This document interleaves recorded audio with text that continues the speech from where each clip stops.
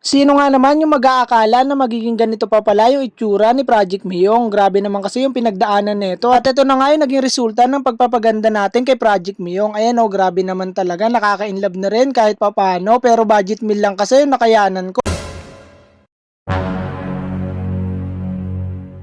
At dahil nga naputol yung sinabi natin, ito na nga, umpisahan na natin na ayusin si Project Miyong dahil nga naman 1 taon mahigit na itong nakatambak. At syempre nga, kailangan ko na kasi na mabuo ito para naman makapag-proceed na tayo sa mga susunod pa natin na project. At ito na nga, umpisahan na natin yung kanyang tambutso kasi nga naman parang ratlook na kung tawagin ito. Grabe naman na kasi yung mga kalawang nito, kaya naman na yan, inumpisahan ko na ngang liyain at para naman na akin nang mapinturahan. At bago ko nga pala ito pipinturahan, shoutout ko muna yung aking tropa na si Mike Isguera. Yan, nagpagawa nga pala siya sa atin. Yan yung Wave 100 niya. Ayan nga pala si Bossing Mapagmahal. At yan o, yan yung kaha niyan. May sticker natin yan at may sticker din ng Shipa. At ito, proceed na tayo dito sa ating tambutso na kukulayan kasi pang Thailand na nga kasi ito, grabe naman yung kalawang niyan. Parang konti na lang, kakapitan na ng talaba. Kaya yan, pininturahan na natin para naman maging maayos yung kanyang itsura. At pagkatapos nga natin yung pinturahan ng kulay itim, may dako na tayo dito sa ating mugs pangharapan dahil ito yung naging problema nung nakaraan kaya hindi natin natapos agad si Project Miyong kasi nga naman yung caliper neto sa unahan ay bumilog yung tornilyo kaya hindi namin ito natanggal. Tapos yung mga tornilyo din neto sa disc sa unahan ay nagkanda bilog-bilog din kaya naman ito ay ating pinaweldingan. Pero ito na, dadako na nga tayo sa pagpipintura ng ating kahan ni Miyong kasi nga naman ito na yung pinaka last part ng ating gagawin kasi nga naman ikakabit na lang natin yung mga kahan neto para nga makita na natin kung ano ba yung pinaka naging resulta. At ito na nga yung pinaka naging resulta niya. Grabe naman talaga, nakaka-inlove na rin kahit papano dahil ito nga yung katas ng ating paghihirap at pagsusumika para lang mabuo ulit yung ating motor na si Miyong kasi nga naman grabe yung pinagdaanan nito.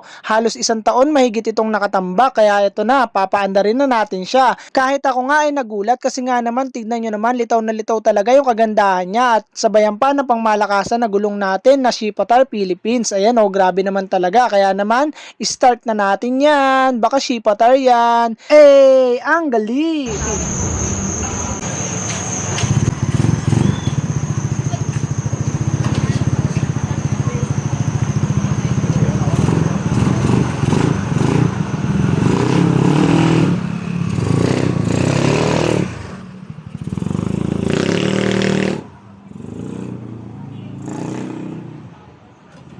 At yun, dito na nga nagtatapos yung update natin kay Project Miyong. Yan nga pala yung itsura niya dati nung nasa tambakan pa siya. At ito naman yung pinapaandar na natin siya at sinusubukan na palabasin yung kuryente niya. Hanggang sa ito na yung naging resulta ng ating pagtsatsaga at pagsusumikap. Yan yung itsura ni Project Miyong ngayon. Kaya naman maraming salamat sa panonood. Kung nakaabot ka sa video na ito, paki-like, follow at share naman. Sana naman ay na-inspire kayo sa video na ating ina-upload. At sana nga patuloy nyo pong suportahan yung mga i-upload pa natin ng mga susunod na video. Kaya kita-kits ulit sa next video. Paalam, bye-bye, geng geng!